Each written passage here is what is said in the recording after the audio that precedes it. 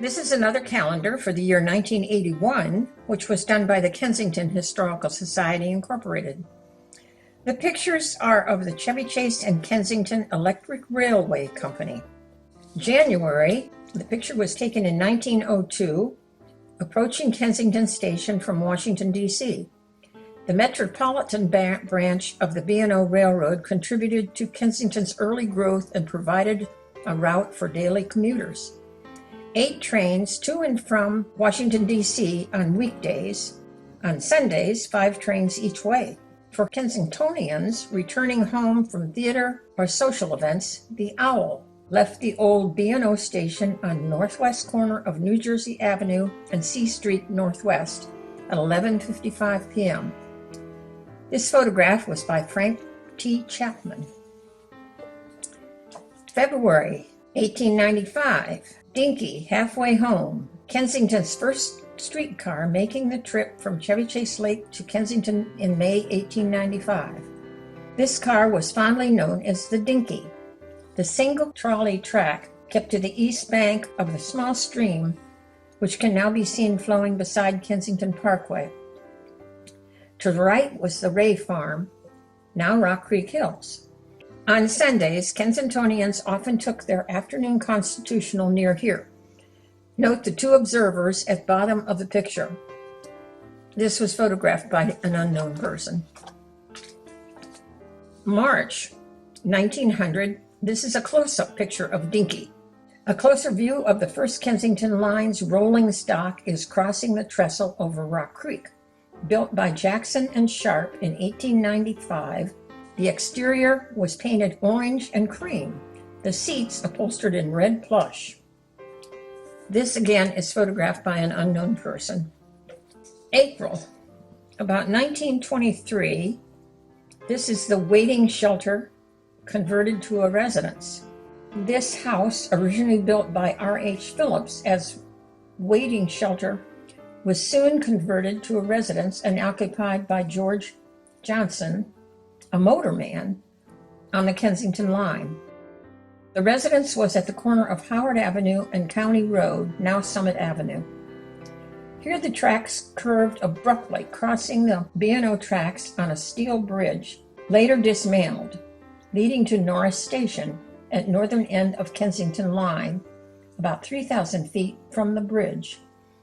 Across County Road was the town ballpark, pumping station, and water tank, now a light commercial district, which is shown in the left picture. Note arrow indicating location of the residence on the map of the Kensington Railway route. The photograph on the left of the house was taken by Malcolm Walter. The one on the right is from the USGS quadrangle map. May, about 1935, at Norris Station. Rolling stock number 3 was given to the Kensington line by Capital Traction Company in 1933. The car was never used on the line. Mr. R.H. Phillips, the Kensington line owner, insisted that it be equipped with special wheels with deep flanges, yet these wheels prevented it from staying on the rails while being transported from the district to Kensington. The car, built by the American Car Company in 1898, was stored at Chevy Chase Lake until 1933, when it was moved to Norris Station. This photograph was by Stephen D. McGuire. June, about 1917, here are 2 early views of Kensington. A walk home from school along Prince George Avenue, now Kensington Parkway, on an icy afternoon is in the top picture. Joe Curran is using the same brick sidewalk that can be seen today. To the right of the picture is the site of the present Kensington House apartment and an extensive private garden. The lower picture looks southwest at intersection of Howard and Montgomery Avenue. The long-established Hopkins grocery store is on the left and bank building. The picture of the boy walking is courtesy of the Clum family. The bottom larger picture was taken by an unknown person. July. This photograph was taken in 1927 by an unknown person. This car apparently is titled the Big Green. The streetcar on Howard Avenue is between the B&O Railroad Station and the Kensington Bank. It was loaned to the Kensington line by Capital Traction Company, 1923 to 1933. Some heat and comfort were provided compared to the earlier cars, remarked many Kensingtonians. August.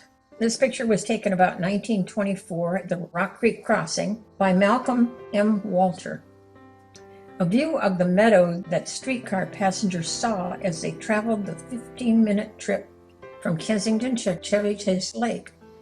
This view is looking south to the trolley bridge over Rock Creek. These tracks are on what is now Kensington Road near Calvin Lane. September 1908. This was photographed by Leroy O. King, Sr. This is car number 2, known by some as the big car. It was built in 1895 by Jackson and Sharp, an orange and cream-colored car which saw service through 1923. It sometimes jumped 3-mile winding tracks here between Kensington and Chevy Chase Lake, leaving passengers to walk the remaining distance. October.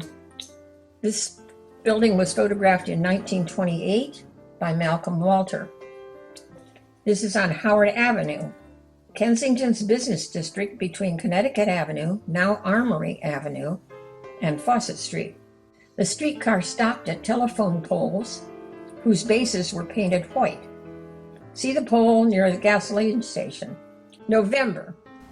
This photograph of the town hall and bank was taken about 1924 by a member of the Chapman family. The bank building is on the left, town hall is in the center, and the general merchandise store, later Mr. Victor's, at right. The town hall was rebuilt in 1899 with Trowbridge Drugstore on the first floor front. To rear on the first floor was the post office. On the second floor was the assembly hall with stage and dressing rooms for plays, concerts, dances, and civic gatherings. On the third floor was the Masonic Lodge. The building burned in 1967. The streetcar tracks are shown in the foreground. My family moved from Bethesda to Kensington in 1953, and my mother loved shopping at Mr. Victor's. She talked about it all the time. December. This picture was taken in 1914 by Reinhold Springerth. This is the waiting room at the Chevy Chase Lake, where riders changed from these Capital Traction cars to the Kensington car. Summer car 813 has safety fenders installed on front of the car. The Kensington car stopped to the north of this station. The waiting room did not permit passengers a view of the Kensington line. Many travelers missed the ride home and waited an hour for the next car. January 1982.